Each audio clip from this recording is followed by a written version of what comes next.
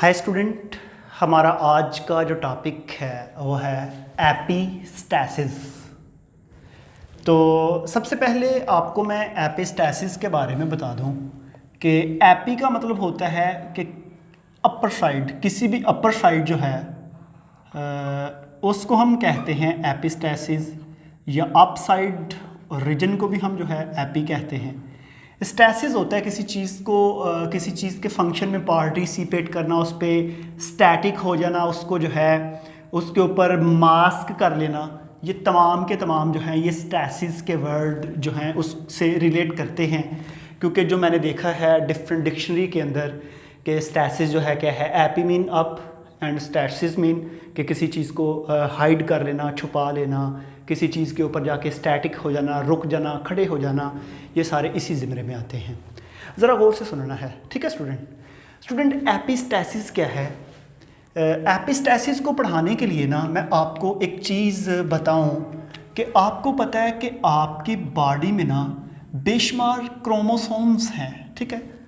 कितने क्रोमोसोम्स हैं एक सेल के अंदर? 46 जो हैं वो एक सेल के अंदर क्रोमोसोम हैं। अब ये जो 46 क्रोमोसोम हैं, आपको ये भी पता है कि ये सारे के सारे पेयर की फॉर्म में होते हैं। ये तमाम क्रोमोसोम जो हैं ये होते हैं पेयर फॉर्म में। अब जब आप इसको पेयर फॉर्म में देखें, लेट्स सपोज मैं यहाँ पे कुछ क्रोमोसोम का स्ट्रक्चर्स बनाता हूँ। ये है जी क्रोमोसोम नंबर 1 का पेयर, इसी तरह ये है क्रोमोसोम नंबर 2 का पेयर, ये जो है क्रोमोसोम नंबर 3, और ऐसे जो है 5, उसके बाद है 6, उसके बाद है 7, ठीक है। इस तरह के कितने पेयर होंगे हमारी बॉडी के एक सेल के अंदर? 23, ठीक है, 23 हैं। तो इस टॉपिक को मैं पढ़ाने लगा हूँ कि एपिस्टैसिस क्या है। स्टूडेंट एपिस्टैसिस ये है कि फॉर एग्जांपल अगर इस क्रोमोसोम पे ना ये एक जीन है, ठीक है, इस क्रोमोसोम पे मैंने ये एक बना दिया जीन। अब ये जो जीन है ना, आपको पता है कि ये क्रोमोसोम पेयर की फॉर्म में ये जो जीन है ये अपने होमोलोगस क्रोमोसोम के अलावा, अपने होमोलोगस क्रोमोसोम की इसकी बात नहीं मैंने की, ये अपने पेयर के अलावा किसी और क्रोमोसोम पे जाके किसी और जीन के फंक्शन को हिडन कर ले, छुपा ले, डिस्टर्ब करे, स्टिमुलेट करे। इस तरह के इंटरेक्शन को हम कहते हैं एपिस्टैसिस। मैं दोबारा रिपीट कर रहा हूं, मेरी बात को जरा गौर से सुनना है। In case of epistasis, a one gene that stimulate और start, hide, mask the function of any gene that present in any chromosome other than homologous pair. Understand? तो ऐसे मैकेनिज्म को, ऐसे प्रोसेस को हम क्या बोलते हैं? एपिस्टैसिस।